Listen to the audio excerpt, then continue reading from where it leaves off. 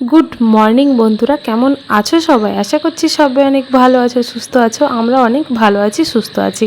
তো আজ হচ্ছে স্বাধীনতা দিবস। সবাইকে জানাই স্বাধীনতা দিবসের অনেক অনেক শুভেচ্ছা। তো যখনকে আমি ভিডিওটা দেবো না তখনকে অনেকটাই লেট হয়ে যাবে, কিন্তু কি করব বলো, যেদিনের ভিডিও সেদিন তো আর পোস্ট করতে পারি না, তাই না? তো দেখো এখন বাজে সকাল 6:30। তো এখন আমি চিকুকে রেডি করাতে লেগে পড়েছি।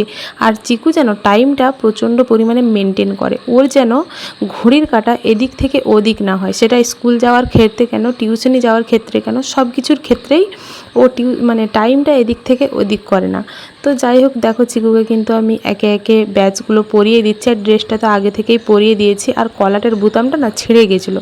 তো একটু পর আমি বুতামটাও সেলাই করে দিয়েছি, সেটা আর ভিডিওতে দেখানো হয়নি।